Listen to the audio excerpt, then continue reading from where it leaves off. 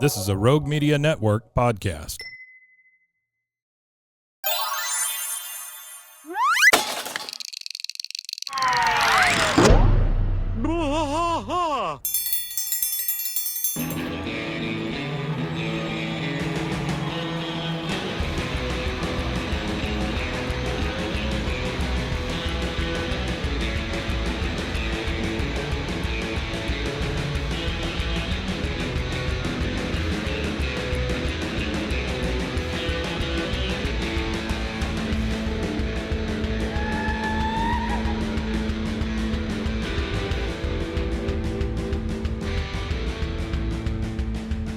Watcha fight all through the night, deep in the heart of Texas. The trailer park is nice and dark, deep in the heart of Texas. That drinks his brew and he spits his chew, deep in the heart of Texas. The TV blares, but no one cares, deep in the heart of Texas. Here we go!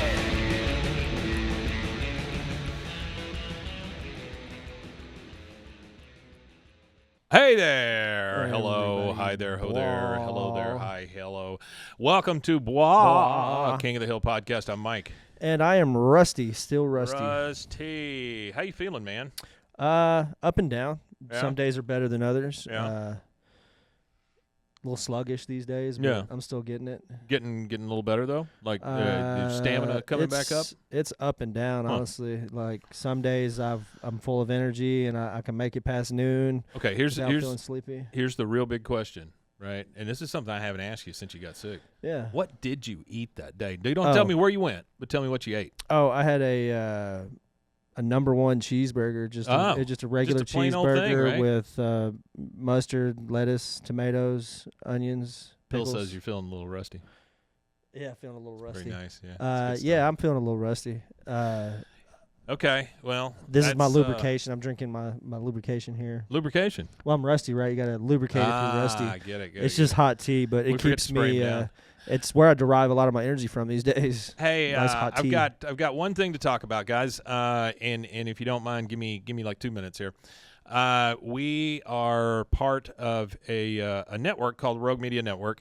Rogue Media Network is once a year we do a thing where we shut down the streets here and we do a big battle of the bands, and it's a block party kind of thing. Last year I couldn't even tell you how many thousand people were there, but it was pretty great. awesome. It's a free event to the community. Everybody shows up. It's great. This year we're doing a 2-day thing. First day we're doing the Battle of the Bands, the block party, all that stuff. The second day we're doing something called the Texas Creator Awards. This is something I've wanted to do for quite a while, and we'll have to watch how many of our things get nominated because I don't want us to. I don't want it to feel unfair. But I'm going to bring this up on the screen here real quick. This is Texas Creator Awards, guys, and it is at TexasCreatorAwards.com. If you would mind checking it out, I'd really appreciate it. Just you can click on Nominated Creator. Basically what this is for is these are awards for any type of creator in the state of Texas.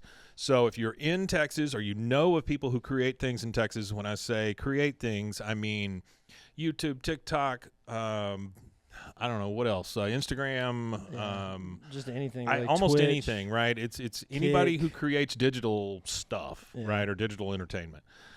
You can nominate anybody you want right now, and then I believe it's end of January. We'll shut that down, and then we'll start the actual voting. So right now we're in nomination period. Please go nominate. Doesn't cost you a thing. If you've got somebody that you really enjoy watching, maybe us, then you could nominate them. It's just kind of a free-for-all right this minute, but feel like you could nominate anybody you want. Okay, so got that out of the way. TexasCreatorAwards.com. Today, we are doing Season 7, Episode 3, or in the year of our Lord 6 ABE 19. So this is actually from the 6th season. This is. Bad girls, what you gonna do? What are you gonna do? This aired November 17, 2002. Connie's delinquent cousin, Tid Pao, wreaks havoc while visiting Arlen. And boy, does she. Yeah, this is a wild episode, to say the least. Mm-hmm. Directed by Hwan Lim. Yeah, I had a snippet to say about both of LimKyoung those. Lim and Clay Hall. I really hope I got those names close. Both of those people that you mentioned, worked on let's see, Kyung-hee Lim is known for working on Rick and Morty and on Bob's Burgers as well. Oh, okay. She's actually a animation timer That's for a good King of one. the Hill. Most of her job on King of the Hill has been timing the animation. And Oh, I did not know that, Artie. Artie says that Tid Pao is voiced by Lucy Liu. I did not. Tid I Pao did is not voiced know by that. Lucy Liu. Yeah, And then that makes sense. She says like 9 words in the whole thing. Boo Wan Lim worked on Bob's Burgers and The Max. I don't know what The Max is. Do you know what that is? The Max is it with like 2 X's, 3 X's, that kind of thing? 1995-ish, yeah. It was a That's comic book to begin with. It's like this big okay. purple guy. I can't remember exactly what it's about, but I do remember it. I think it was a Dark Horse comic. Him and Young-hee Lim actually were nominated for a 2000 Annie Award for Outstanding Individual Achievement for directing in an animated television production for the episode Won't You Pie My Neighbor? Won't you pie my neighbor? P-I-M-A-I, P-my or P-me, P-my. or how do you say that? However that's Yeah. pronounced. I probably butchered that. Apologize. We if butchered all the names, but we're trying. And you know, Well, I know the K is silent. It's like Young-hee Lim. And then Young-hee Lim and then I know and the Lay Hall. H Or is that Clay Hall? Probably Lay Hall. Lay All. He Yeah. said the K is silent, so it's just Lay Hall. Well, in the I think that's Korean. Yeah. Okay, so we're going to start this. Let's get out of that mire pit, and let's move over to Arlen, Texas. We start Arlen, over Texas. in the alley with all 4 of them. That would be Bill, Dale, Boomhauer, and Hank, and they're all kind of just staring at something, talking to each other about it. Bill says, Q bag? Dale says, Q bod? Boom says, no, man, look like that dang old bogbo. I don't know what the hell he's talking about I'm with not sure what Mogmo, they're talking. but all Any right. of them are talking about. Yeah. Hank says, I'm not even going to give this animal the satisfaction of trying to read it. That's just what he wants. Then you get Bill. One day you're living in a paradise. Next day it's a crime-ridden slum. Society's going to hell in a handbasket. I blame the media blamers. I think that's fantastic. I do think that's fantastic. That is a very good joke. Then all 4 of them kind of stand up to attention because a car's coming by so they can cover it up because they don't want them thinking going through a bad neighborhood. Like, what was it, Dallas, where he locks his debutantes. windows? Yeah. Yeah. All right, we're at Tom Landry Middle School. We're in we're in science class with the children's. And the science teacher says, and one more thing, people, K107 is sponsoring this year's science fair, which will now be known as Rock the Science, because you had to rock everything back in the late 90s, early 2000s. The winner gets to present their everything was findings rocking. to Easy Ed and the Chicken Boy. So I'm assuming that is a morning show, Easy Ed and the Chicken Boy. It sounds very morningish. It does. Like It Keith sounds like- Craddock in the morning. Welcome to the morning zoo. Yeah. All right, bell rings. Joseph turns to Bobby and he says, "Dude, do you want to be my partner for the science fair?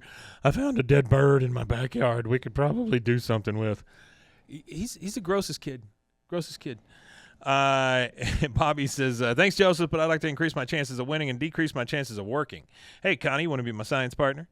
She says, "Oh, that'd be great. I've got about 50 awesome ideas. Well, 57 if we're allowed to use radium." You're not. You're not allowed to use radium, Mary Curie, however you say that. I'll email them to you tonight. And she packs up and leaves, and as she's leaving, she kind of looks back over her shoulder at him. Of course, Joseph, trying to make everything either sexual or weird. Why are you trying to get back with her? He goes, "What? No, I'm not. It's just a science project. It's not like we're playing in a play together." "Dude, she might be thinking something else. When she walked out of the room, she looked back at you." "I think you've been reading too many of your dad's romance novels." They walk out into the hall, and Joseph says, "Why else would the smartest girl in class want to work with you? You made sun tea for last year's science project." You then see Connie. She gets her stuff out of her locker. She closes it up. She looks back and she waves at him. And Bobby looks at her and goes, "Oh, uh-oh." So he is now thinking that she wants to get back together also. And it's all Joseph's damn fault. Yeah, it is Joseph's fault. All right. Now, you ever had sun tea? he made sun tea. Have you ever had sun tea? I have had sun tea, yeah. Yeah. My mother used to make it. Yeah, Yeah, it's a very southern thing. I don't think you could do sun tea in Wisconsin. Nah, well, I mean, I don't know. I mean, it's UV rays, I would think, is what does it mostly. Is it? Yeah. I thought it was probably. the heat. Artie says Dale reads romance novels. He probably reads. There was a Western-ish. It's called Long Arm. It was a series of Western novels that had some risque scenes in it. They had it was I guess it was targeted mainly for men. I don't think it wasn't really like a women romance thing, but it was like a men romance thing. Well, it was like this Howdy, Long Arm. Western style thing where, gunslinging, but every now and again there would be like a brothel with some sex in it. Every book had a little bit of sex in it. Luke says that sun tea is not common in the Midwest. Yeah, I didn't think it was. I don't doubt that. Yeah, It does have a lot to do with the heat. I think it's the heat because I Should make know it during the that summer. whenever we would make it as kids, it would sit out on the porch. Yeah. It'd be 100 degrees outside plus, and you would leave it out there for like 4 or 5 hours. I never really understood the point of it. I just boil my tea bags and I'm done. I think it's a. Brokeback Mountain. Well, I think that. Yeah, I guess that was Artie. I think that the thing Pill behind says great grandma made sun tea. Mississippi, she was like 105 when she died. That's it. That's probably what kept her alive. I think that the sun tea thing is about back in the day. You didn't want to put the stove on. We didn't want to heat up your house. You didn't want to heat your house up because it was before central heat and air. So if you're making sun tea, you don't want to turn the stove or the oven on because your whole house would be, hot as hell. So maybe that's what it's for. I don't know. All right, so we're back at the fence, and all the guys are there. They're in their full painting clothes. They've got like the jumpers on and the whole thing. They've got air compressors. They've got their paint guns. They've got rollers, all this stuff, all this equipment, right? They walk up to the fence. Bill says, damn, Vandal, this will probably take us hours between the joking around and the horseplay. Dale says, and the beer runs. Hank says, look. You ever had the beer runs? Have I ever had the beer runs or gone on a beer run? Either. Yes. I'm sure you've done both. Yes. Let's just say yes. Hank says, look, we're all upset, but this guy hasn't licked me yet. And Bill's like, oh, this is going to be cool. Dale goes, oh, here we go. And then Hank goes, shh, shh, and it's gone. Like it takes like 2 seconds to do the whole damn thing. Bill goes, oh, that was fast. Dale looks at it and says, you missed a spot. He goes, I did? And then Boomhauer's, no, man, there's a dang old shadow. And they just start putting stuff up. They're done. That's it. That's it. It's all over. All of that for a whole lot of nothing. Yeah, it was nothing. They're always – the thing is that I appreciate about all four of them is that no matter what the situation is, they can all come together to, solve it. So if it's a broke-down car, they're all four whether it's for moral support or whatever it is, everybody's always there to fix shit. They always think it's going to be an adventure when it's and it ends takes up 2 being, seconds. it's just a couple spark plugs. All right, we're back in front of the Hill House. Bobby and Joseph ride up on their bikes. Bobby says, I got to let her down easy. Normally I'd start with a joke, but that's how she fell for me in the first place. Joseph, I might soften the blow. Tell her I've always been into her and that I always stare at her, not because I'm creepy, but because I'm deep. Bobby's like, I'll do what I can. There's another girl there, and he just sees her from the back and thinks that it's Connie. And he goes, hey, partner. The other girl kicks him, knocks him down, and then he looks up, and he's all groggy, and he sees double, and he goes, oh, Connie. And then she steps over him. It's obviously not Connie. It's Tid Pao. Obviously we just don't know that yet. Yeah. She steps over him, and he's just like, whoa.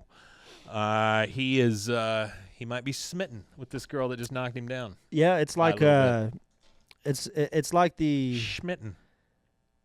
I don't want to say it, yin yang kind of thing. Yeah. It's like Connie is like the between light the two? light Yeah. version, Yeah, and she's like the darker version I can of see what that. Connie is. Because Connie's real smart, but Tid Pao's kind of smart too. But she's smart She's street smart. in a way that she knows how to cook dope. Yeah. All right, so then we go into Connie's room. Connie is there on her BlueBerry Mac, just typing away. Yep. And Bobby comes in and says, I knew you weren't wearing slutty lipstick. She goes, huh? He goes, I just got flipped by this girl who looked kind of like you, but she was dressed like a teenager. She goes, it's Tid Pao, my cousin from L.A. She's sleeping in my room. All you got to do is say L.A. Bobby's in. He's like, L.A.? She was so in my face, I thought she was New York, but L.A. is even better. Tid Pao comes up behind him, and Tid Pao says, hey, ain't you that fat kid who jumped me? He puts out his hand to shake it and goes, yes, I am, Bobby Hill. She does not shake his hand. No. He says, "So, Tid Pao, how long are you going to be here on this on the third coast?" It's not the third coast; it's Texas. She says, "Till I ain't," and then she just kind of relaxes on Connie's bed. Connie says, she's here for the rest of the semester. Not that anyone asked me. And while you're here, stop attacking people. This isn't L.A. where anything goes, where it's cool to take me to Knott's Berry Farm and totally ditch me. And then we see a picture of Bobby and Connie together.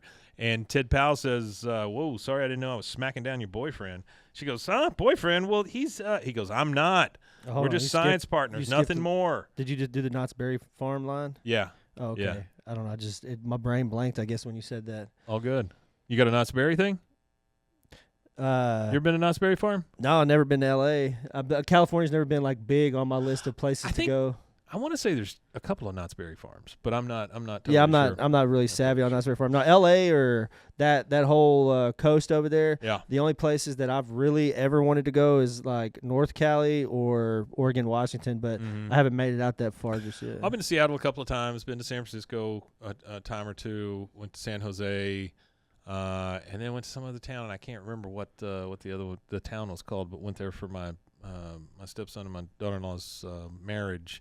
She's Indian, and so we had like a 3-day wedding there in California. Yeah. That was a big deal. One of the bucket list items is I want to drive from San Diego to Washington. I want to drive the whole. There's like a coastal highway that you can take pretty much the whole way up. Yeah, that's one of the bucket lists. That'd be cool. Tid Pao is just like, whatever, peace. She leaves the room. Bobby says, "Catch you later." Then he goes over to Connie and says, "Catch you later" is still a cool phrase, isn't it? I mean, have you ever used it? She goes, "No." He goes, "Oh, okay." Whew. So he knows it's not cool, I guess, if Connie doesn't say it. We're back in science class. There's a science teacher talking. He's standing at the front of the class with Tid Pao. He says, "Everybody, we have a new student, Tid Pao." Now, I know there are a number of ways we can make fun of her name, like Kung Pao or I suppose Tid Poo, but let's have none of that. So why would you arm the children? I don't know. It's like handing them a loaded insult thing. Like here you go. Here's a few insults that you could use for this person. That's so. We got a couple of things up. here. Blah, blah, blah, blah, blah, blah, blah. Says one farm in Buena Park. Okay. And I'm assuming that you're talking Knott's Berry Farm. Pill says, I was raised just outside L.A. First time I went to Texas, I was like under 10. I asked my mom why everyone is so nice. Okay. And then Artie says. He's talking about Knott's Berry Farm. He says it was great in 1980. He loved it when he went. Loved it better than Disneyland when he was 12. Which, I mean, I get it. It's probably friendlier, I would assume. Yeah, it's smaller. I'm like I said, I'm not even sure what the hell it is. Do they sell jam? No, it's like it's like a Six Flags basically is what it is. Oh, so so in Texas that is our big amusement thing is Six Flags. Yeah, we Six had Flags 3 of them at one point. Because there were Houston. Six Flags over Texas. Was there one in Houston? Oh, it was Astro World. Yeah. It's not there no more. It was a Six Flags Astro World. It's not there anymore, no. But they have the one in San Antonio still, right? Yeah, the one in San Antonio, which is Six Flags Fiesta. Yeah, Fiesta, Texas. Fiesta, Texas. And then one in Dallas. Yeah, Arlington, it says they become Knott's Scary Farms for Halloween. So, see, it's the same kind of thing. Yeah. Oh, I got you. Yeah. So, if everybody doesn't know. Arlington, San Antonio, and then there's some outside. Yeah, there was one Texas. in New Orleans, the abandoned one or whatever, after Hurricane Katrina. So, fun. everybody who doesn't know Texas, at one point or another, there's been Six Flags that have been over Texas. You have the Spanish flag, the Mexican flag, the French flag, the Confederate flag, and the American flag, and the flag of the Republic of Texas. That's 6. So there there's you your go. 6 flags. Oh, French. I forgot. Did I say French? Spanish. That's 7. Spanish, French, Mexican, Texas flag of its own country, Confederate flag, and the U.S. flag. That's 6. Because we did. I don't understand when or where, but we were under French rule. They have it in Austin actually. So if anybody's ever in Austin, the consulate or whatever they had, the French government of Texas, there's still a building somewhere in Austin. I see like driving around Austin and stuff, I would see signs for it, but I never drove past it or made a point to dog leg to it. But there's also a sign out there by where I live by this company that makes they say they make like the finest in substitute foods or something like that. What It's you mean, like very like plant-based foods? Or? Area 51-y kind of sounding, the way they. Yeah, that sounds kind of crazy. I want to go find out what they do. Yeah, we got to check that out. All right, so he says, don't call her Tid Pao. And then he's talking to her in front of the class. He says, so do you enjoy exploring the mysteries of the world of science? And she looks at him and goes, do you? He goes, yes. And then she just walks to her seat. Bobby says, did you see how she turned it around on him? Talking to Joseph. Then the teacher again, okay, Tid Pao will need a partner for the science fair. I assume Joseph is available. Jeez, that's a low blow. Joseph says, I don't want Tid Pao. I want Connie. And he looks at Bobby and says, you want Tid Pao. And Bobby looks back. He sees Connie working like normal. Then he looks back and sees Tid Pao, and she's leaning back in her chair, and she's blowing big bubbles with her bubble gum and stuff, and she just doesn't give a crap. And he goes, oh, that whole family is hot. Very L.A., yeah. All right, so we're back in Connie's room. She's on her computer. He's on the bed. She says, we could do something with photosynthesis, but that's not very sexy. And, of course, mitochondrial cell swapping has been done to death. He goes, Connie, I think we should switch partners. She says, what? You asked me to be your partner. Now you're blowing me off? Great, fine. You and Joseph have fun. So what's it going to be? Paper airplanes? How a rock works? She says, actually, I want to work with Tid Pao. She says, but she's just a stuck-up wise ass who wears too much makeup, and the real reason her parents made her leave L.A. is because her grades are slipping. That's right, slipping. Yeah, slipping. He says, so she's not book smart. She gets an A and cool. He leaves, and there's Joseph right in the freaking window like a creeper. Big creeper. And he goes, hi, science partner. You want to see a dead bird? It's just the creepiest fucking thing. That is You wanna pretty see a creepy, dead yeah. bird? You want to see a dead bird? All right, Tid Pao's outside. She's leaning up against the fence. She's on a cell phone. She says, man, I hate it here. I just want to come home. And then we see this other girl on the other end of the phone who obviously is in L.A. Her friend, I don't know who she is. She says, too soon, Q-Bag. You know what I'm saying? Oliveira street queens are still going off about the kilo you stole. Yo, just stay away, yo. That's a lot of yos. There's a lot of yos. Tid Pao says, yeah, maybe I should give back what I took from him. I never understood yo, or it's etymology. Same thing as bra now. Well, it's etymology. Bra comes from bro or brother. Where does yo come from? Yo comes from you? Like, yo, you. Hey, yeah, you. something like yo. that, I would imagine, yeah. Yeah. Well, if anybody has any information on the yeah. etymology of the word yo. Yeah. Yeah. Yeed. Yeet? I don't know. Yeah. And Tid Pao says, I guess I'll just have to cook it up myself. I got to get a hold of some equipment. Bobby walks up, and on the other end of the phone, you hear, you better be careful, girl. People probably got their eye on you. She says, no sweat. I can con one of these inbred hicks to do my dirty work for me. Of course, Bobby, hi. She says, hold on. Yo, Cleo, that hot dude. Oh, so it's Cleo on the other end. Yo, Cleo, that hot dude from next door is here. Call you back. She does not think he's hot. She doesn't think he's hot. She just wants to use him.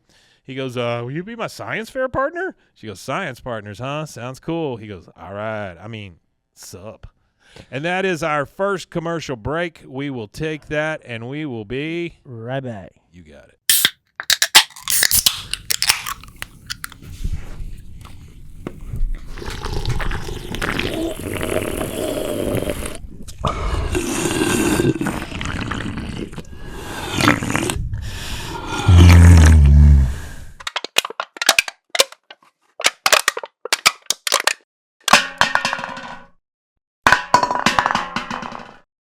Hey there, look at us, we're back. And we're back.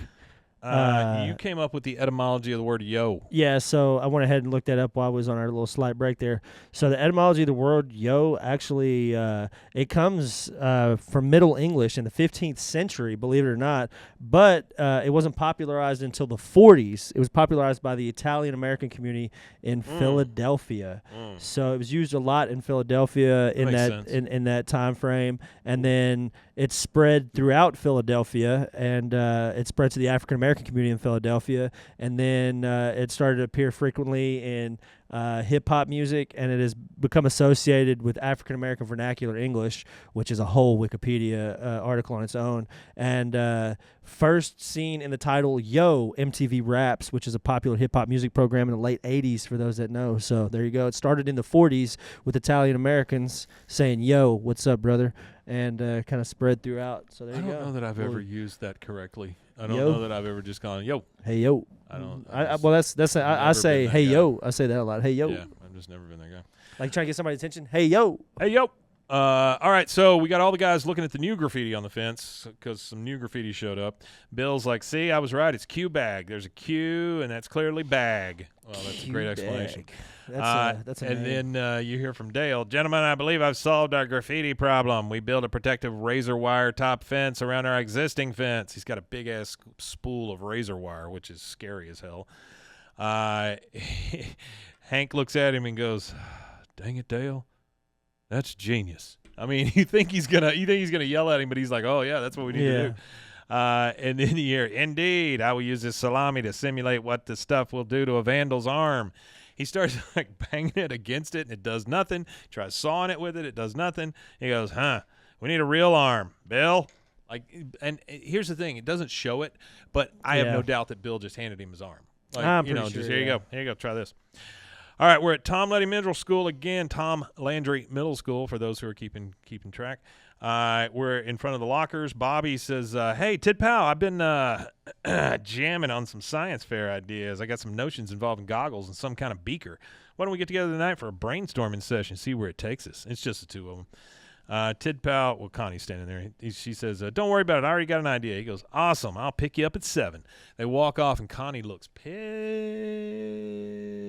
She does not look She's happy. not happy. I feel like there might be a little bit of jealousy, maybe. A little bit of jealousy going on. That Bobby is hers. She in her immediately mind. hates Tid Pao, number one.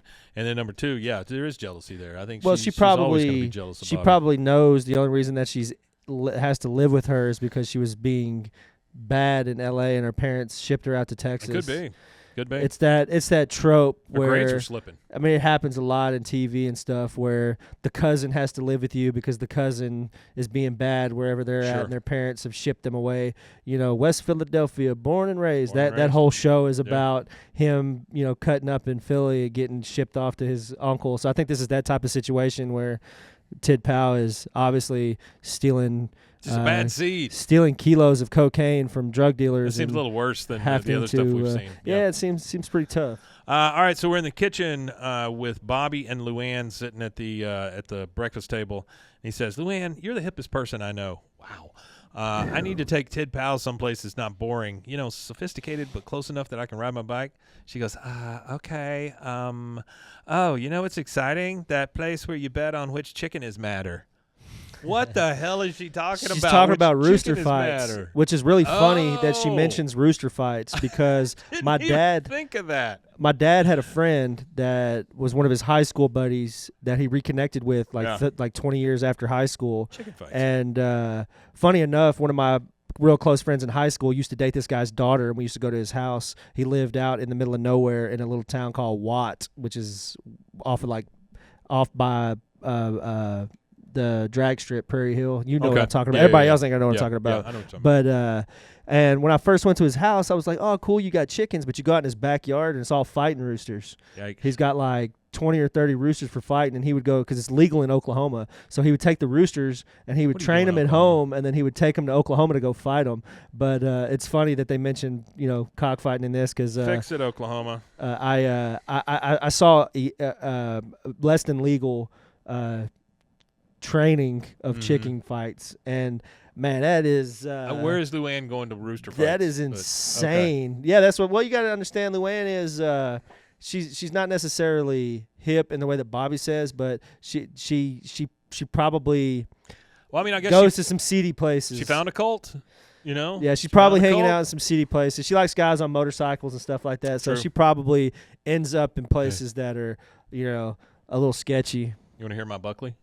Yeah. Hey. That's it. Hey. Peggy, of course. I wonder if Buckley's ghost comes back in the. Oh God, I would love that. What if it's Buckley and Luann's ghost?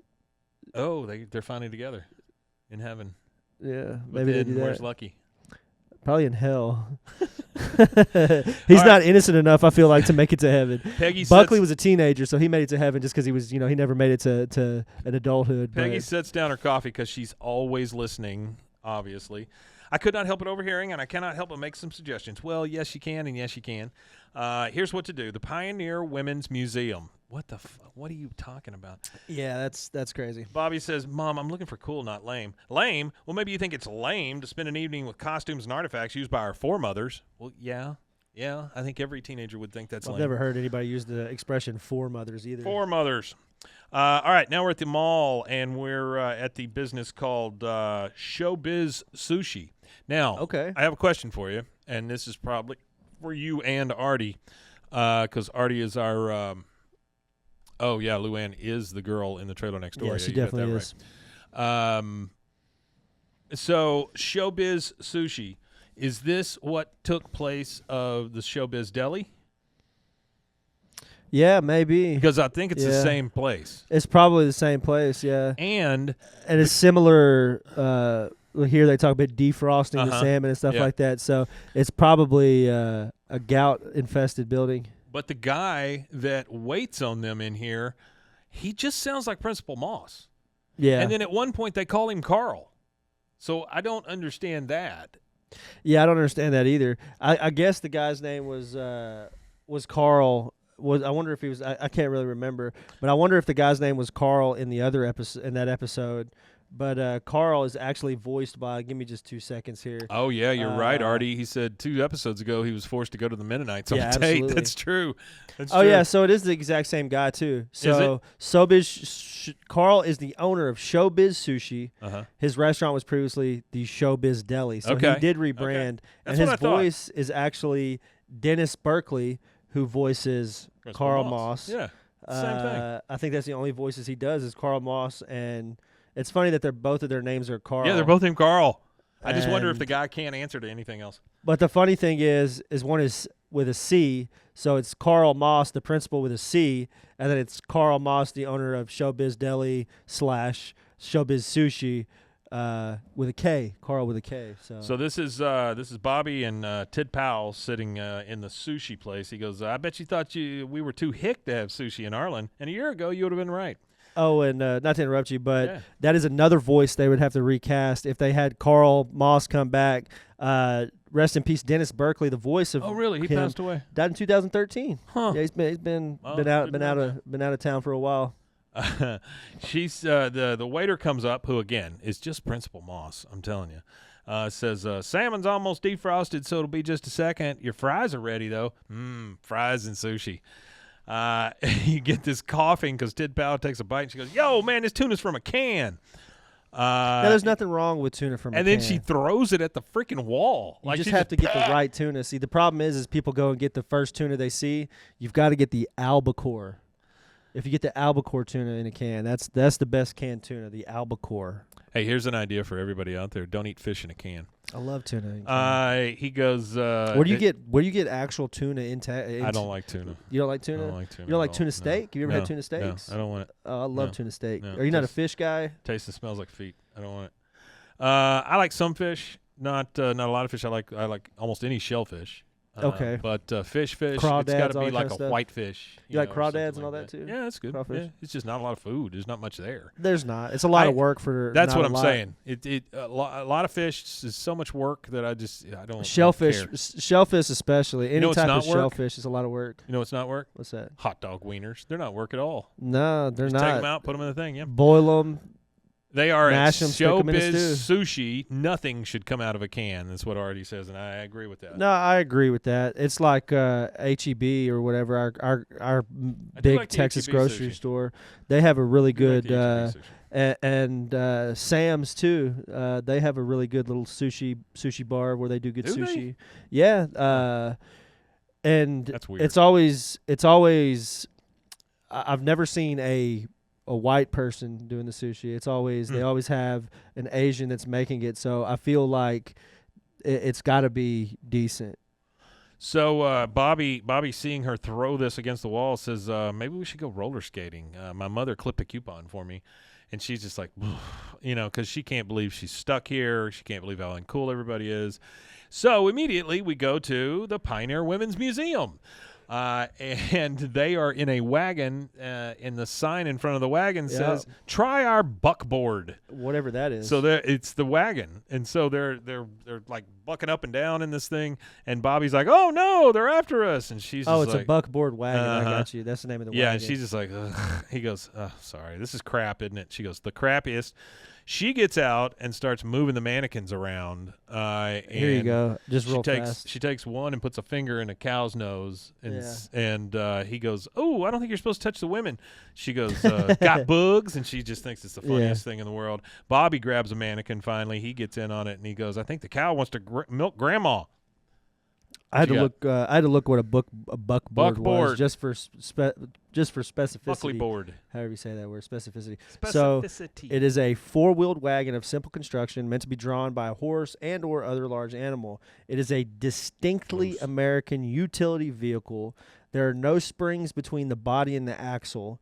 The reason why they call it a buckboard is because the suspension is provided by flexible floorboards of the body and a leaf spring under the seat. Yeah. It has no sideboards on the body, leaving the floor quite mobile. In rough terrain, the floor can flex, buck, lending the vehicle its name. So it's called a buckboard because it's the construction style for the suspension is provided by the actual floorboards flexing. And have you ever ridden on an actual like period correct wagon? No. Never had a reason to. Well, I've been to a few like places where they do like Reenactment reenactment kind stuff. Yeah. And the roughest shit on earth.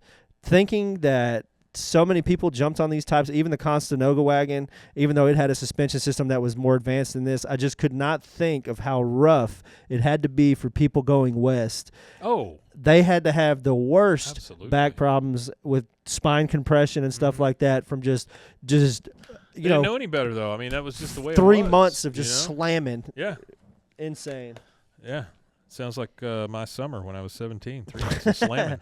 Yeah. It was invented by Reverend Cyrus Comstock. There you go. It was invented by a preacher. A traveling preacher invented the first one, and it was designed for personal transportation in the Adirondack Mountains in Essex County, Adirondack. But you gotta remember that they like to flog themselves to put themselves through pain too. So yeah. that could be part of it. So that was how he got around to proselytize his religion. Yeah, I bet he did proselytize. All right, now we're at Joseph's house. It's Joseph and Connie. They're working on their project, and right behind them, the TV's got some rap videos on it. The only reason I know that is because it looks MTV like raps. Yeah, exactly. Yeah, there you go. She says, you know what we should do for our project? Find out how boys like Bobby could possibly be interested in some street trash like Tid Pao, which is a little rough. Joseph says, if you're tired, you could crash here. What what are you talking about, Joseph? Yeah, you just want her to sleep so you can watch her, or no, what? he probably would. Probably the kind of guy that would try to kiss her while she's sleeping or something. Creep. Wake up with Joseph attached to your lips. She says, "Oh, Joseph, I don't really want to get into this again." So it's not the first time, right, that he said, "If you want to just sleep here." And then behind her on the TV, the raps get replaced with freaking Dale, who's on some sort of closed-circuit television system here. And he goes, Joseph, don't forget to do the yawn and stretch. And then Joseph tries to do the, where he puts his arm behind a girl or whatever. Yeah. And it goes really badly. Well, because Connie and Bobby, regardless of what's going on with them right now, they're still. Well, it's not only that. It's just still that Joseph's a little something. A creep and a weirdo, and he's just he's very cringeworthy. There's a flame still there. All right, so now they're walking in the alley. This is Joseph and Bobby, and Joseph says, I'm sorry, this is Joseph and Tid Pao. Tid Pao says, hey, check this out. She pulls out some spray paint and starts tagging the wall there again, or the fence.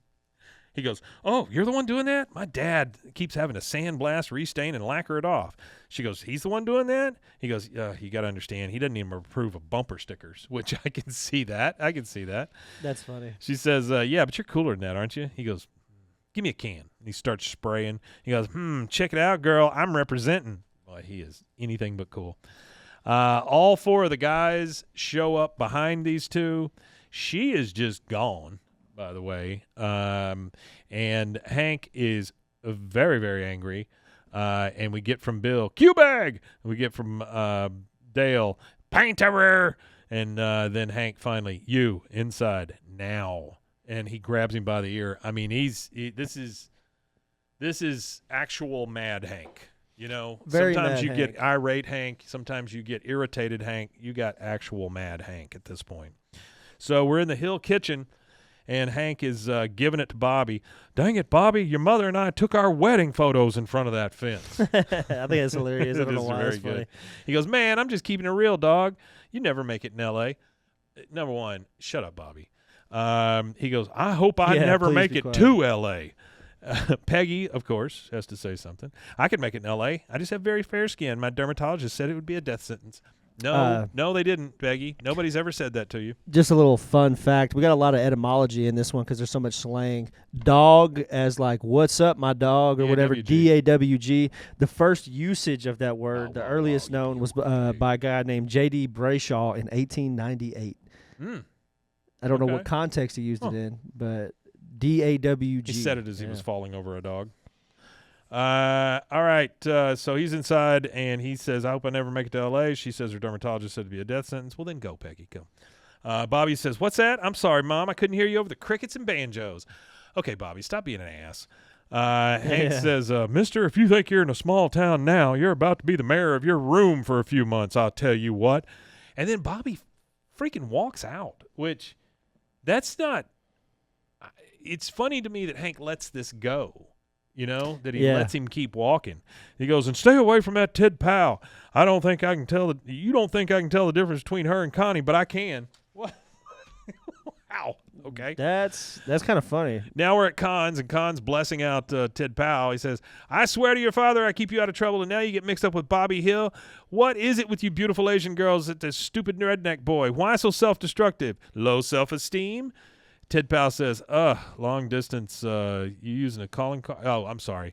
She gets a phone call and says, she gets on the phone, and he says, long distance, you using calling card? Of course not. And then she's just not even paying attention to Con. And again, Con just goes away also. So he just lets it drop. Yeah. She goes, yeah, stuff will be ready next week. I just got to sell it and then book back to Cali. I'll bring you a little extra for your birthday. Girl on the phone's like, aw. She just told her, for your birthday, I'll bring you a little extra smack. And the girl on the other end thought it was cute. That's how that exchange just went. Yeah. Smack, for those of you who don't know, is actually a substitute for the word heroin. There we go. So a little etymology for you. Now we go over to Bobby in his room. He's got the radio on, and in the radio you hear the guys say, clear your calendars, open clock. Jesus Christ. I'm sorry, folks. I have never been a DJ. Clear your calendars, open cockpit, biplane fans. This weekend is the dedication of Arlen Airfield's new windsock. Damn, I got through it.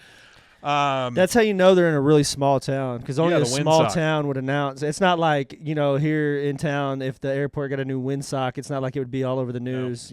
We only get I think the only things that come in the news that people are excited about is like restaurants or coffee shops and stuff like that. We get a lot of new like business openings, and there's a lot of it going on since right now we're in the middle of a growth period. Yeah. There's all kinds of businesses opening all the time. we get a lot of We're getting a sprouts. I'm pretty excited about that. kids that are doing things that adults should do.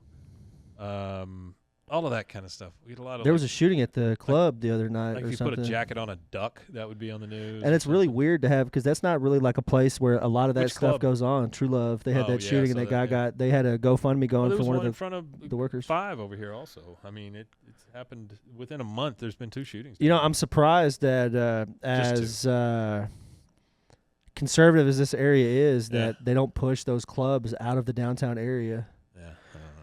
I'm surprised that like the business owners in those areas don't lobby whoever the guy is that owns those and leases those buildings out to push the bar scene further out of the downtown area. Well, I can give you some information on that off air. It's a very small town.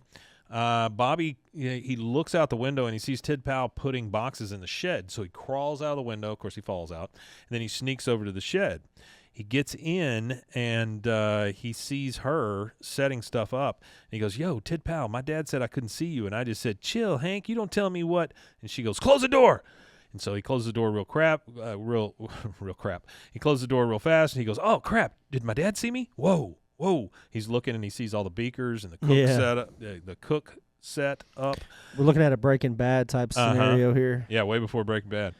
He goes, my dad said that you're a bad influence, and here you got half our science fair project done. What are we making? She goes, it's a candy machine. Oh, all right. Hard candy, chewy candy, sticky candy, gummy candy. She goes, oh, just candy. He says, oh, interesting. So what's the filling? Caramel, nougat, nuts, jelly? I mean, he's got his candy down. He's ready for it. She goes, you ready to help me? He goes, oh, anything, partner. She goes, yo, your dad works at a propane place, right? Yeah, I'm going to need like 4 tanks. He goes, ooh, I don't know. As soon as I ask him, he'll want to know what it's for. And when your name comes up, it's a no-go. That just seems like a lot. 4 tanks. Yeah, that is a lot. She goes, then don't ask him. He goes, but... And then she kisses him. His eyes roll back into his head. And he goes, sometimes I overthink. And he is on the prowl at this point, right? He's on the prowl to steal some propane from his dad's place. Which is also makes him an accessory. Yeah, absolutely makes him an accessory. So now we're in the Hill bedroom because how could you get through an episode and not see Hank and Peggy in bed? Hank says, can you believe the sass coming out of his mouth? And now it's on my fence. She goes, oh, come on, Hank. He's just trying to impress a girl. Remember how when we were first dating, you used to run up and down the escalators? He goes, yeah, well, at least he was using paint. The funniest thing to me is imagining up and down. A young Hank going up or down the escalator fast. Well, he's running up and down the escalators. The wrong direction. But, he's looking at her and making sure she's watching and all that stuff. Are you watching, Peggy? Watch me do this, Peggy, watch me run real fast. These shoes are so fast. These are my dancing shoes. These are my dancing shoes, and these are my running shoes. These are my magic shoes. Mama said they'd take me anywhere. Yeah. All right, but he was impressed that Bobby's using paint. So yeah, I guess he was. All right, Bobby and Tid Pao are stealing propane now. They are at the propane place, and she goes, this is your dad's job? This place stinks. He goes, yeah, you think it's that bad? You should get a whiff of his overalls. He says most of his customers pay him in manure. That's not even true at all. That's never been brought up. That is not true. I've never even seen Hank use manure other than the stuff that he spreads on his lawn. That's about it. She says, we're going to need 2 more tanks. He goes, but these were the only little ones outside. She goes, so get some inside. You already jacked his keychain. What's the biggie? He goes, oh, okay. So they sneak inside. Bobby is inside kind of sneaking around. By the way, I don't ever see her inside. No. And he hears a noise from behind the office door. And he goes, ooh, and he has to hide. And by the way, it's Buck. He's there having a poker game. And you hear, just gonna grab a soda, fellas. And then he goes out into the coffee fund.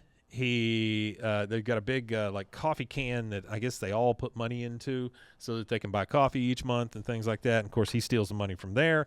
And then he grabs the soda, and then he heads back into the poker game. Bobby is starting to feel it now because we're getting towards the end of the episode here. So Bobby's starting to he's starting to learn the lesson. Yeah. He looks up and he sees all the plaques with his dad on it that say that it was that his dad's employee of the month, and so he's starting to feel guilty about this. He's getting there.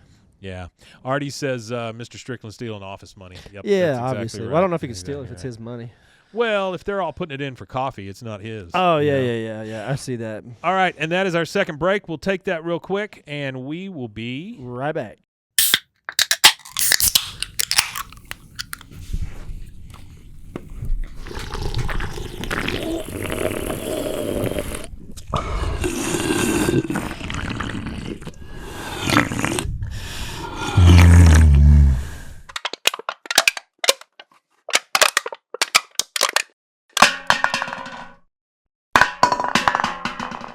Can't do anything right now. Yard work. Hey, we're back, by the way, and we're talking about yard work. We're talking about yard work. Well, I got that whole property that we're trying to develop or whatever, so we can put a house on it. And I can't I've got a lot of trees and stuff I got to clear out and a lot of overgrowth and stuff like that. And You're just having a hard time with stamina. I just can't get out there and do it right now. Yeah. So it's the next morning over at Strickland, and Hank is coming in. Everybody's getting ready for the day, that sort of thing. And Hank's greeting everybody. Morning, Joe Jack. Morning, Enrique. Morning, darling. He's talking to the propane tank, one of the big propane tanks, and he goes, "Morning, darling." Kind of knocks on it, He doesn't hear it correctly, Like, it's got an odd sound to it. Sound just right. Like a little hollow. Like And if you so go he- and tap on your propane tank. So and he taps on it again. By the way, only man I know of that would be able to just tap on the tank to tell if it's lower than it was yesterday. be Hank And he Hill. goes, "Oh my God!" And then he just yells, "Mr. Strickland, we've been robbed!" And Buck comes out. Buck was just passed out on his desk, by the way. He comes out and he goes, "No, I got all spent on coffee yesterday, honest." So now Hank knows He that was there's- admitting to something yeah, that he didn't even. He wasn't even asking about. He wasn't asking about the coffee. He was wondering where the propane went, not the coffee. All right, now you got all four guys out in the alley standing there with their normal yip. And Hank is talking, what the hell is going on in this town? First kids are spray painting fences. Now someone is stealing propane.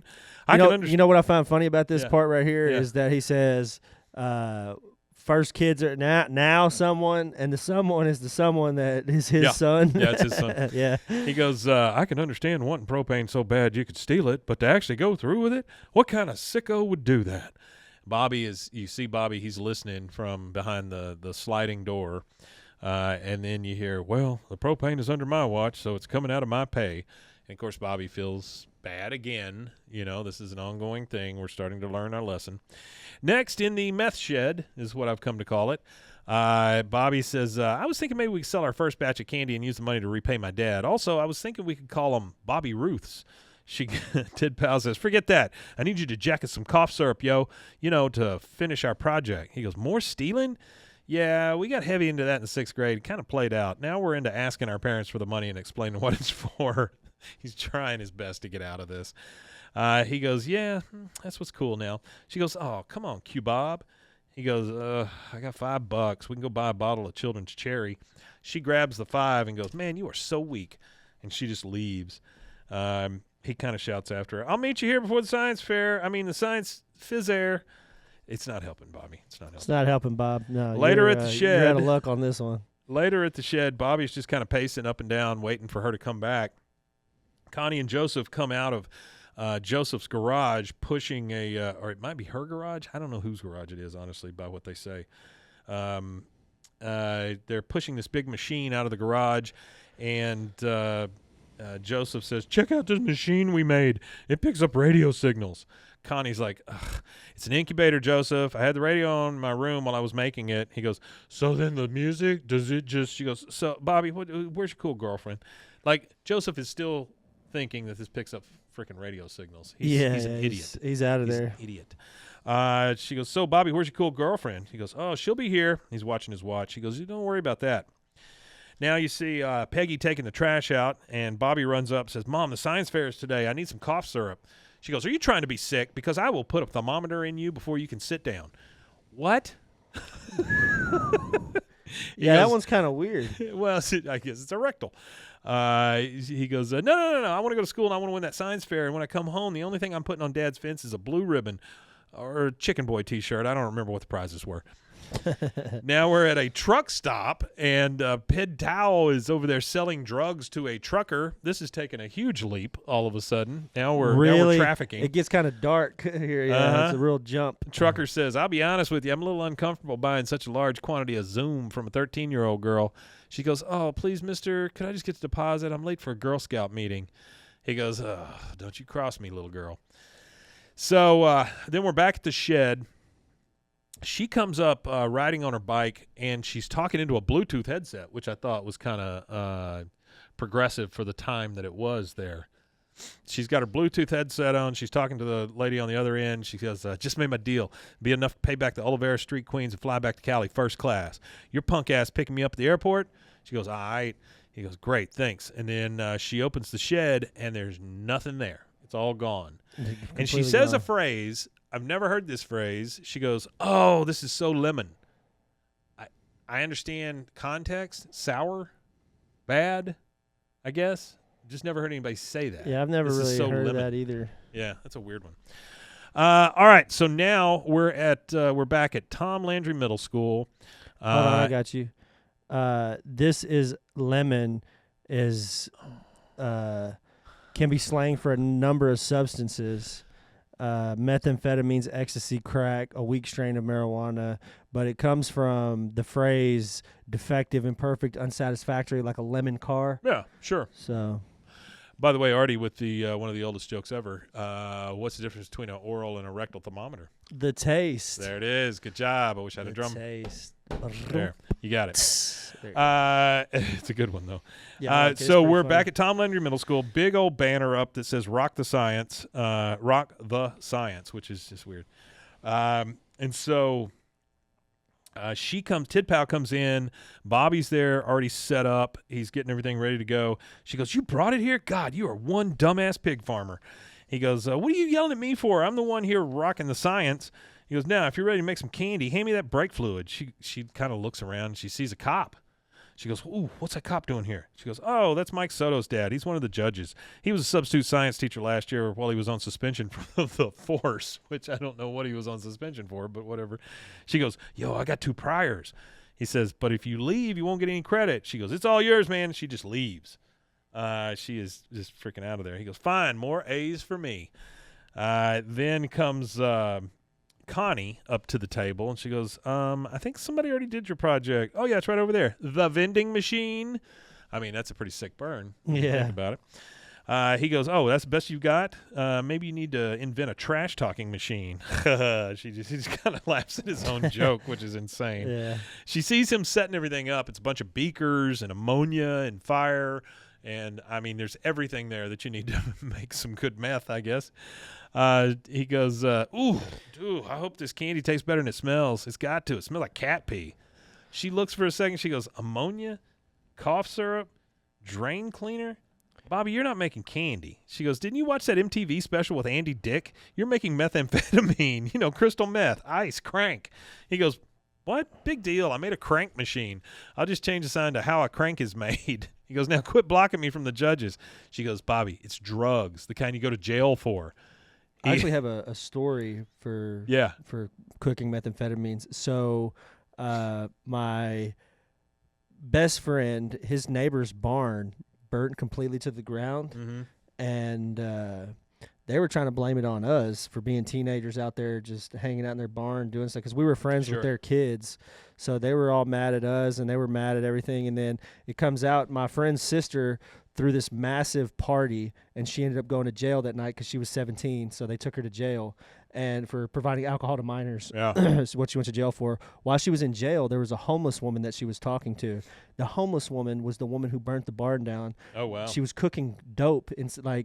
The thing with methamphetamines is there's so many different ways to do it, like the ammonia and everything, and then there's like a one where you use like lithium out of car battery, Right. like batteries and Right, stuff like right. that. But the woman was doing a quick batch method of making it and burnt this whole barn down. Not only did she burn the barn down, there was like a classic pickup truck in the barn that got burnt up, and Oh, yeah. like a there's- bunch of other stuff that happened Go out when to we were Lacey teenagers Lakeview, in high there's a few of school. those things that's happened out there. Yeah. We were teenagers in high school when it happened, and it burnt down. This barn had been there since the 30s or 40s. Yeah. It was an old barn. It was really big barn too, so it had like a sloped roof, and at the very bottom of the roof was only probably like 4 feet off the ground. So what we would do is we would climb up to the top of that barn roof and put down like a burlap sack or a trash can lid or whatever, Oh, and yeah, we would make it a slide slide. off of it and Yeah. launch off the roof. Yeah. Made it into a super slide. Yeah, it was awesome.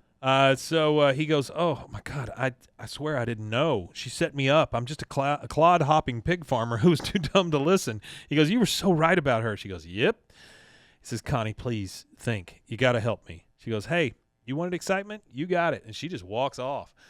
He sees the cop, going around judging some stuff, and he goes, "Oh, my God, oh, my God, oh, my God, oh, my God."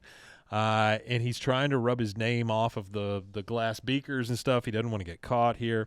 Clark Peters shows up and starts talking to the cop. "The compression generated by the air pump can launch the potato with enough force to go through a man's skull at 100 yards. I mean, it makes total sense that Clark Peters made a potato gun. Potato gun, yeah. Yeah. Those are fun. Then the science teacher comes up to Bobby and goes, "Candy, Bobby, this is a refreshing change from Emily's Can Mice Swim project. Turns out they can, but not for long. Let me try a piece." I love how that's just a throwaway. Yeah. Turns out they can, but not for long. He goes, let me try a piece. He goes, oh, no. The experiment is a failure. I'll take the F, sir. He goes, oh, it's like rock candy. You know who has a sweet tooth? Officer Soto. So he pulls out a piece with tongs, and he goes, Chad. And then the cop comes over and looks at it. Bobby's really trying to get out of this. He's like, no, you can't. It's bad. It's too sweet. You'll get diarrhea. I sneezed in it. And then right as that happens, something explodes on the table. Yep. And so the entire thing is busted up, or most of it is busted up, and then it kind of clears, and you see Connie standing over there with the potato gun on her shoulder. She loads and shoots again, and the cop is like, what the heck is wrong with you? She goes, it was an accident. Prove it wasn't, yo. And then she just walks away, like drop the mic kind of thing. Yeah. And Bobby gets out of it, I guess. Now, here's the thing. There's a couple of things left that we didn't take care of. Yeah. Number one, Bobby stole propane. Number two, isn't he supposed to be like under house arrest or whatever? I mean, there's no wrap up to the parental part of this. Oh yeah, like he's in trouble for whatever. Yeah, I didn't really get that either. Yeah, there's zero wrap up to that. But But they don't really discuss like the punishment phase. yeah, the next thing we see, we're on an actual farm. And it is cold as hell, and the wind is blowing, and you just hear this cowboy guy say, I'm the last uncle you got. You screw up here, we ship you back to Grandma in Laos. And it shows Tid Pao, and she is literally shoveling manure. Well, that's the thing. That's the thing for me about the meth thing and her shooting a potato gun at it. Those things are super volatile. All the chemicals being used, Sure. the heat being used. Yeah. I imagine that the explosion would would've been have an probably explosion. cleared the gymnasium out, Yeah. and probably killed a few people. Well, it's a in the biohazard. process. It's a biohazard, you know? I mean, It's a that's- pretty bad thing. So the next thing we see to kind of wrap this whole thing up, they're at Showbiz Sushi. It's Bobby, Peg, and Hank. The waiter comes up and says, the yellowtail smells a little funny, but it all smells kind of funny to me.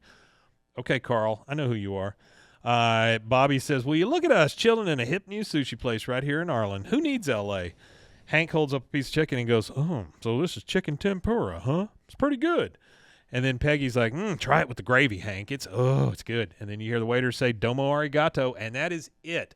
That is I did not like that ending. I'm just telling you that right now. I didn't like that ending. And it's simply because there is no resolution there whatsoever. No, they don't really explain. They don't explain the farm part. They don't explain It's who. a good episode, but It's the ending obviously, is rushed. yeah, it's obviously one of Khan's brothers. Yes, that's what Artie said. But He they don't said really. it's Khan's That's brother. what I already said. They don't really explain Khan's brother. They don't explain that. They don't explain how she got sent. I just want to see what there's really happened no to Bobby. resolution. I want to see what kind of trouble he got into. Yeah, well, you know, it might have been one of those things. I'll take it to my grave. You hear the credits, and then at the very end, he says, I'm just keeping it real, dog. And that's it. At That WGBH. is Season 7, Episode Episode 3, Bad Girls, Bad Girls. Which is What you actually, gonna do? I meant to mention this at the beginning, but this is episode number 100. 5,642,000. Oh, hold on here. 129 of King of the Hill. 129. It's like our 300 plus, but this is 129 of King of the Hill. All right, folks. Thank you again for being here. We really appreciate Thank it. That you. was Season 7, Episode 3, or 6 ABE 19, Bad Girls, Bad Girls, What You Gonna Do? It What aired You November Gonna Do. 17th, 2002 to begin with. Let me mention this one more time. If you don't mind, I would like to, well, shoot, I thought I could. Maybe I can't. Oh, there we go. Texas Creator Awards. If you don't mind, go to TexasCreatorAwards.com and nominate your favorite creator today. Facebook, Twitter /X, Instagram, wherever people create. If they're from Texas and they create digital entertainment, please nominate them. Yeah, Nomination please do. process will be open through the end of January. After that, we'll turn it into voting. And then March 2nd, live streaming and live here in town, we will have the first annual Texas Creator Awards live on stage. And I got a lot of really cool stuff planned for that. We've got some excited. live performances. We've got Are we doing something live? we got some music. We've got all kinds of cool stuff. Yeah, and Rusty will be presenting an award. He just doesn't know that yet. Oh, wow, okay. So, yeah, it'll be fun. It'll be fun. Yeah, I'm pretty excited If you get a about chance, that. please check that out. Also, we have a Patreon that's been running. It's $3 a month. If you can help us out, we'd really appreciate it. Help us turn the lights on and keep them on. Where are you guys hosting that at? Is it going to be at the Gonna be Hippodrome? at the Hippodrome. Oh, that's pretty awesome. Yeah, it's at the Hippodrome. So for those of you that don't know what the Hippodrome is, it is the premier theater in Waco here, and it's been around since the early 1900s. 100 plus years. Yeah. Yeah. It's a big theater. They redid it all to have actual movie theaters in it as well. And I think at one point they had like 5 screens. That I missed that. You know, that was my favorite experience to go watch movies. I would rather go watch movies there because you hit that little button and they bring you everything and you don't have to get up. I really enjoyed the experience. Wasn't great, it wasn't great. Then, but is food great at most movie not theaters? Really, not really. But then COVID hit and the ice apocalypse hit us here and killed their business bad. Well, it ruined a couple of the theaters. Honestly, it did. I didn't know that. Yeah, they ended up having to get. You can any way you want to do it, Artie. Please. Is it the money that's behind it? Kind of, they got kind of like a lot of money to fix things, or it's the Turners, and they own a lot of stuff around. Like they own Union Grove and whatever the other one over here, Union Hall and stuff. Well, they're about to build that. I don't know if you saw it in the paper or anything like that. Well, I don't want to read the paper, but the online stuff. The area where the Catholic Church and AJ Moore is, that big empty space that's right there, where that little creek is. They're going to try to turn that into a shopping center with a recirculating river that comes from the Brazos, and it's going to recirculate into the Brazos, and it's going to be a San Antonio Riverwalk type thing. Yeah. But they're saying since it's now, San Antonio Riverwalk was developed, some 50, 60 years ago, whenever it was, it'll be better than San Antonio's because of the newer technologies and the, everything. Okay, we'll see about that. Yeah, we'll see. I'm interested to see how it goes, but they. The first thing that's going in down there is that big arts. It's like cultural arts center that's being built down there. Indian Springs Park area. The thing is like it's like $100 million project. Oh wow! Yeah, and, Waco's on the up and up, man. Over at Creative Waco is right. I got you. That. Yeah, it's on the up and up. We did the gonna be sound and the music for the first fundraising event they had a few weeks ago. And anybody who's everybody here in town was there. It was I did not realize it was that kind of event, but it's a big thing. Well, I hope that all of this rejuvenation brings some cultural arts to cult. It's been, you've been here longer than I have, obviously, but it's been a culturally dead place. All through, the thing that I missed the most was Beatniks. I used to love going to Beatniks because it was like the only place that you could go to listen to like local stuff, and then Common Grounds too being one of them.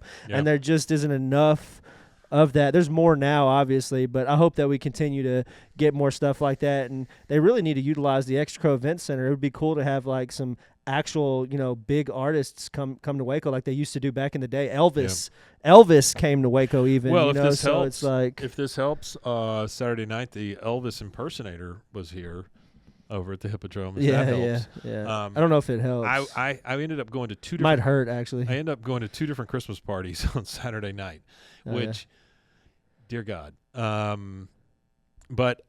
One of the times I had to walk a lady from a bar down here over to where she was parked because I don't like the streets down here at night. Yeah, it's kind of especially up and down. Because we were right over here at Marie's, which is next to Austin's on the Avenue, and Austin's is not the greatest crowd sometimes. No, right? It's like 5 and all that. Yeah, they're including not the greatest security. crowd. Security seems to be friends with everybody, so it was intimidating to anybody who walked by there.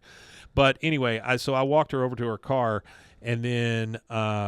Coming back, what were we talking about? What was it? What were we just on?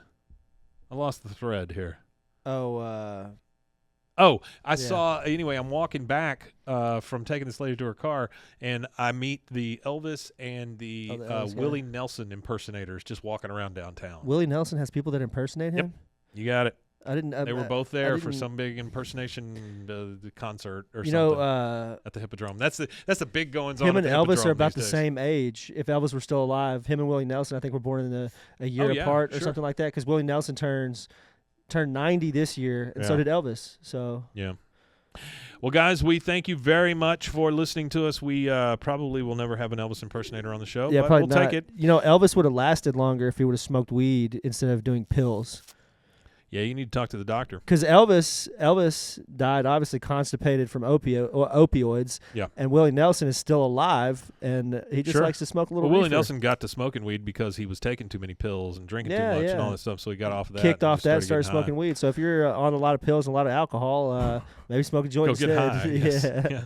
Some CBD All right, or guys. something. Thank you very much for tuning Yeah. in. We appreciate you all being here, and we do. We'll see you again on Friday. One thing last. Actually, you can find us at BWAAA. That's 3 A's, KOTH. That's on most social 3 A's, no medias. waiting. You can find us on Scoops and TikTok and Instagram and X or Twitter.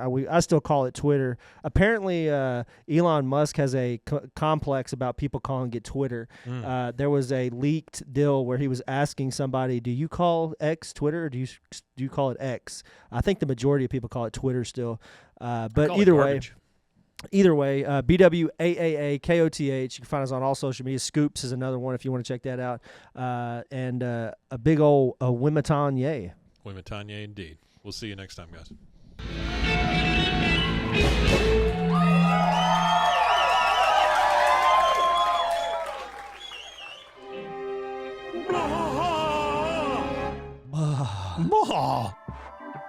This has been a Rogue Media Network production.